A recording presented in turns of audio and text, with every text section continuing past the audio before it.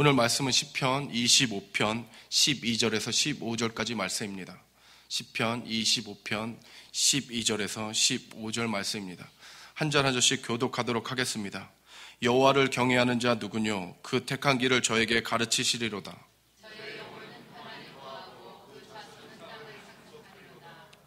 여호와의 친밀함이 경외하는 자에게 있으며 그 언약을 저희에게 보이시리로다.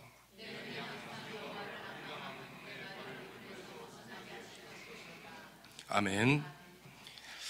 저희가 저번 주까지는 교회론에 대해서 이렇게 쭉 살펴보았습니다. 근데 이번 주부터는요, 어저께부터죠, 영성에 대해서 저희가 알아보고 있습니다. 그래서 오늘 제목은 기독교 영성이라고 해서 하나님과의 친밀감이라고 제가 제목을 정하고 그것에 대해서 오늘 말씀을 드리도록 하겠습니다. 저희가 살고 있는 이 시대는 포스트 모더니즘 시대라고 할 수 있습니다. 유일한 것을 인식하고 획일화된 것, 그리고 단일적인 것을 이렇게 믿었던, 그리고 유일신을 믿었던 모더니즘 시대를 지나서 유일한 것을 추구하지 않고 다원적인 것을 추구하는 시대가 되었습니다. 이런 시대를 포스트 모더니즘 시대라고 합니다. 이 시대의 특징 중에 하나는 금방 말씀드렸던 다원주의라는 것에 있습니다. 이것이 종교에까지 들어와서 종교다원주의를 만들었습니다. 종교다원주의는 무엇이냐면 구원에 있어서 한 길이 아닌, 하나의 방법만이 아닌 여러 가지 방법이 있다라고 얘기하는 것입니다. 산을 오를 때 여러 가지가 루트가 있듯이 구원에 이르는 길도 여러 가지 루트가 있다라고 어떻게 보면 이렇게 설명하고 있습니다. 잘못되었죠. 잘못돼도 한참 잘못되었습니다. 오직 구원은 예수 그리스도로 말미암아 이루어지는 것이고, 그 구원은 오직 하나님께서 허락하실 때만 이루어질 수 있는 것입니다. 그런 고백과 그리고 그것을 믿고 전하는 저희들이 되시길 이 시간 기원합니다. 그리고 포스트 모더니즘 시대의 또 하나의 특징은 무엇이냐면 영성을 추구한다라는 것입니다. 이곳저곳에서 영성이라는 단어를 많이 사용하고 있습니다. 저희 교회뿐이 아니라 세상적인 부분에서도 영성이라는 단어를 많이 사용하고요. 특히 교회에서도 영성이라는 단어를 많이 사용하고 있습니다. 저희 기독교에서는 영성이라는 단어를 그렇게 많이 사용하지 않았습니다. 왜 그러냐면 이 영성이라는 단어는 가톨릭에서 많이 사용했기 때문입니다. 구교에서는, 그러니까 가톨릭에서는 영성이라는 단어를 많이 사용하였는데 언제 많이 사용하였냐면 14세기, 15세기 사막의 수도사들이 하나님과 더욱더 깊게 만나기 위해서 영성이라는 단어를 사용하고 그것을 위해서 시간과 노력을 많이 쏟았습니다. 저희 기독교에서는 20세기가 되어서야 영성이란 단어를 이렇게 사용하게 되었습니다. 그러니까 이때 저희 영성에 대해서 가장 크게 영향력을 끼쳤던 사람이 있습니다. 누구냐면 바로 리차드 포스터입니다. 1978년 영적 훈련과 성장이라는 책은 20세기의 10대 기독교 대작 중에 하나라고 볼 수가 있습니다. 그런데 아이러니하게도 이 책 안에는 영성이라는 정의에 대해서 정확하게 언급하지 않고 있다는 것입니다.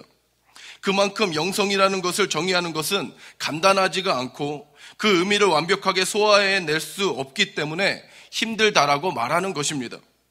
많은 성도들이 영성이란 단어를 사용합니다.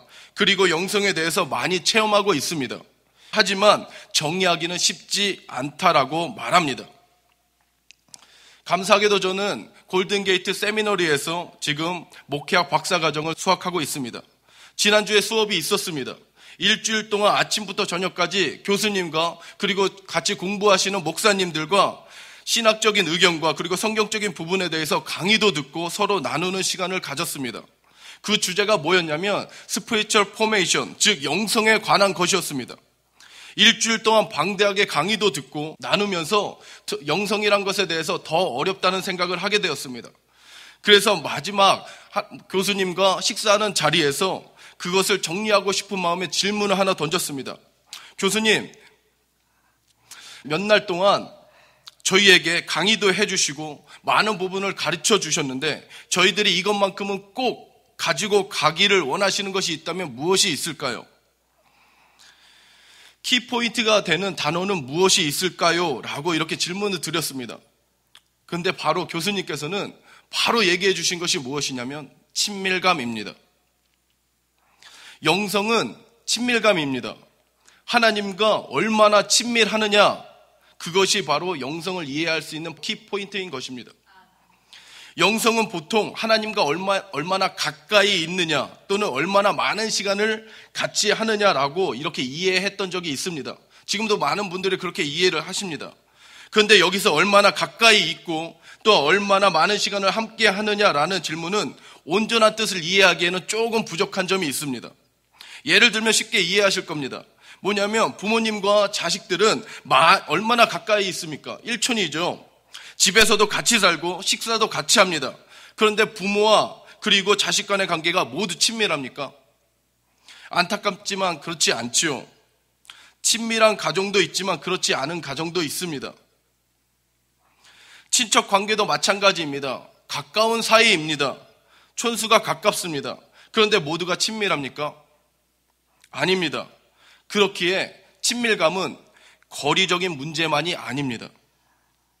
그리고 학생은 학교를, 그리고 직장인은 직장을 생각해 볼 때 학교 친구와 직장 동료들은 하루 종일 같은 시간을 이렇게 보냅니다.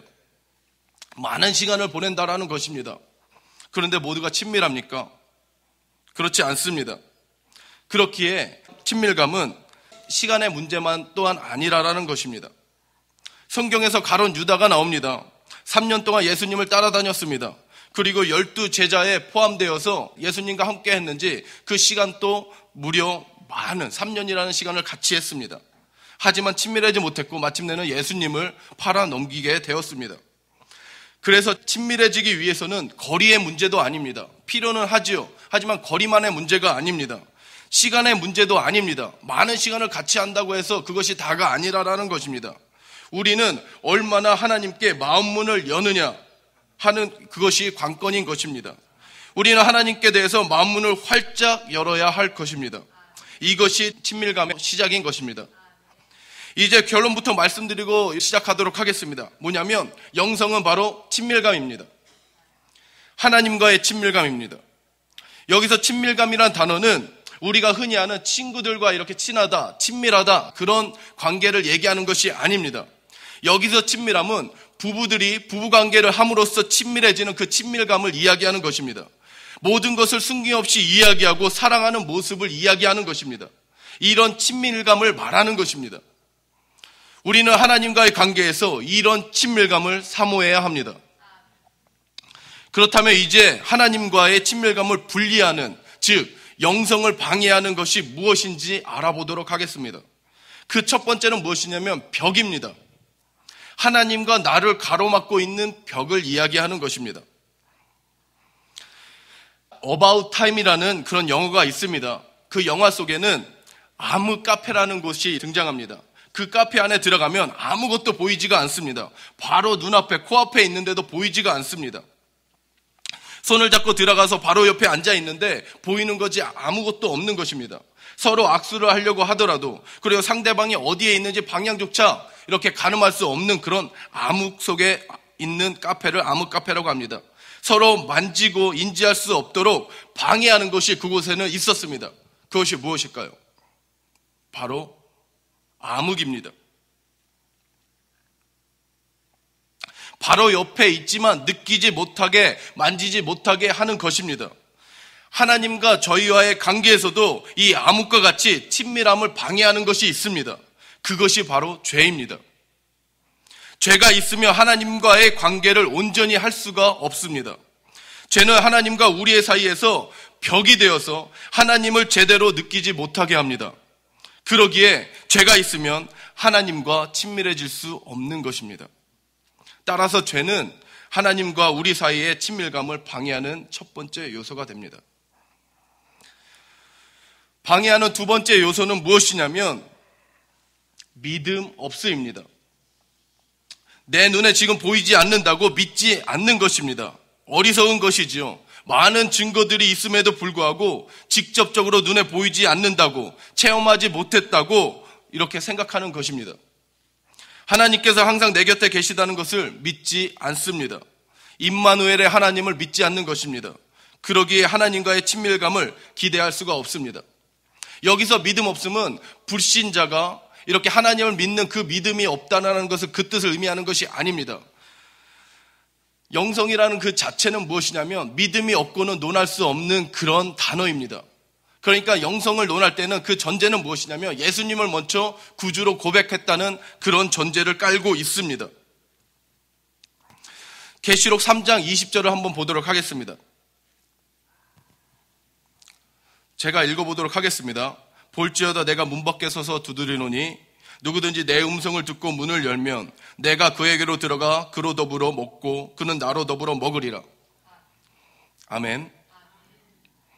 뭐냐면 영성을 이렇게 저희가 얘기할 때는 벌써 예수님을 믿고 있는 상태입니다. 그러니까 앞에 부분 뭐냐면 내가 문 앞에 서서 두드리노니 누구든지 그 음성을 듣고 문을 열면 저희들은 벌써 문을 연 상태를 먼저 전제하고 이야기하는 것입니다. 그런데 여기서 믿음이 없다라는 것은 무엇이냐면 내가 그에게로 들어가 그로 더불어 먹고 그는 나로 더불어 먹으리라 하는 그 약속의 말씀을 믿지 못한다라는 것입니다. 비록 내가 하나님을 믿고 하나님을 구주로 고백했는데도 내 바로 옆에 나를 바라보고 계시는 하나님의 임재를 느끼지 못하고 그것을 믿지 못한다라는 것입니다. 그러기에 하나님과 친밀감을 찾아볼 수가 없습니다. 이처럼 믿음이 없으면 하나님이 내 옆에 계시다는 것, 코람데오 하나님의 임재 앞에 바로 서 있다라는 것을 저희가 믿지 못하면 하나님과 친밀할 수 없다라는 것입니다. 세 번째 방해물이 있습니다. 세 번째 방해물은 무엇이냐면 하나님의 친밀함을 방해하는 것은 바로 방해물입니다. 방해하는 물체가 있다라는 것입니다. 영성을 방해하는 물체가 있다라는 것입니다. 하나님과의 친밀함을 위해서 하나님과 교제하려고 하는데 성경을 보면서 하나님과 더욱더 하나님을 알아가려고 하는데 기도하면서 하나님과 더욱더 밀접해지려고 하는데 방해하는 것들이 있다라는 것입니다. 하나님 말씀을 보는데 기도하는데 드라마가 생각나십니까? 가끔 기도하고 있는데 정말로 갑자기 약속이 생각나십니까? 나의 오래전 인간관계의 상처가 생각나서 갑자기 그것 때문에 분노를 하십니까? 마음의 근심이, 걱정이 하나님께 나아가는데 방해를 합니까? 너무 바쁘고 분주해서 하나님과의 친밀한 시간을 포기하고 계십니까?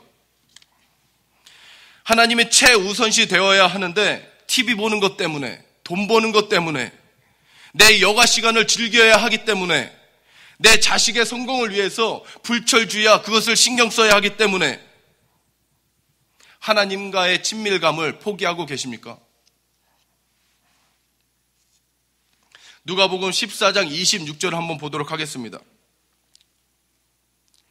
다 같이 한번 읽도록 하겠습니다. 시작.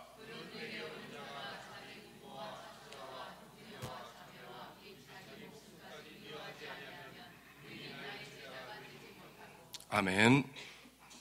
이 말씀은 무슨 뜻이냐면 부모와 가족과 형제 자매들을 모두 버리고 나 하나님, 나 여호와 나만 따르라 라는 내용이 절대 아닙니다. 이렇게 말하고 이것을 전하고 이렇게 강요하면 이단이죠. 그건 분명히 이단입니다. 예수님께서도 그런 의미로 이 말씀을 하신 것이 아닙니다. 하나님께서는 십계명을 들어서 내 부모를 공경하라라고 이야기합니다. 내 이웃을 내 몸과 같이 사랑하라라고 이야기합니다. 에베소서 6장에서는 내 부모를 순종하라고 얘기합니다. 아비들에게 그 자녀들을 노엽게 하지 말라라고 이야기합니다. 그런즉 오늘 누가복음 말씀은 바로 이 말씀은 1차원적으로 부모 형제를 떠나라고 이야기하는 것이 아닙니다. 그 뒤에 숨어있는 우선순위를 두라는 것입니다. 최우선을 하나님께 두라라고 하는 것입니다. 부모와 형제, 자매를 하나님보다 먼저 하지 말라라고 하는 것입니다.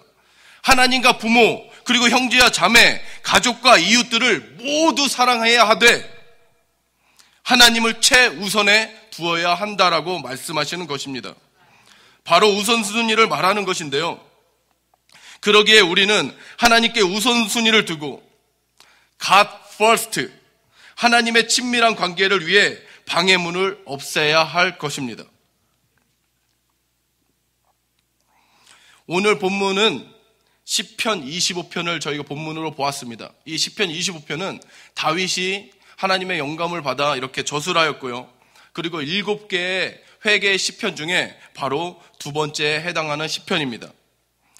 오늘은 이 본문을 가지고 하나님과 친밀해지기 위해서, 친밀해지는 것을 방해하는 것들을 이렇게 보았는데, 친밀해지기 위해서 어떻게 해야 되는지, 이렇게 하나님 말씀은 무엇이라고 말씀하는지 간단하게 이렇게 나눠보도록 하겠습니다.